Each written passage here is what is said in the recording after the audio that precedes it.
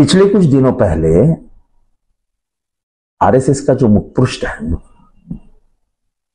जो मुख्य उनका जो विचार उनके छपके आते हैं, वो मैगजीन का नाम है ऑर्गेनाइजर। वो ऑर्गेनाइजर में उन्होंने कहा है कि मुसलमानों से ज्यादा क्रिश्चियनों के हाथ में अधिक जमीन है। इरादा क्या है? इरादा तो नेक नहीं है। मैं ये बात कहना चाहता हूं कि क्रिश्चियन धर्मियों का जो योगदान रहा है भारत के प्रगति में, उसका कोई इनकार नहीं कर सकता। चर्च का,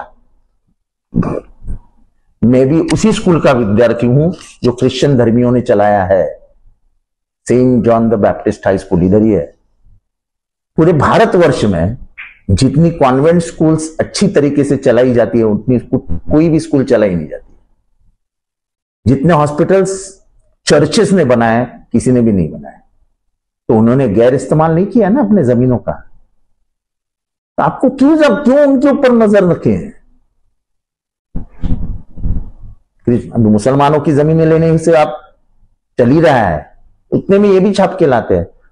अब उसी पे ऊपर सर्वोच्च न्यायालय के न्यायाधीश अभय ओक जी, हिज लॉर्डशिप अभय ओक जी ने कल अमेरिका के एक विश्वविद्यालय को संबोधित करते हुए कहा कि भारत में असहिष्णुता बढ़ रही है और खास करके यहां का जो अल्पसंख्यक है, धार्मिक अल्पसंख्यक, और जो ऑपरेस्ट है यानी मागासवर्गीय, दलित, आदिवासी, इनके खिलाफ राजनेता अपने फायदे के लिए भाष्य करते हुए नजर आते रहे, द्वेषपूर्ण भाष्य करते हुए नजर आते हैं। और यह बढ़ता जा रहा है। ये मैं नहीं कह रहा, ये कह रहे हैं सर्वोच्च न्यायालय के न्यायाधीश अभय ओक जी।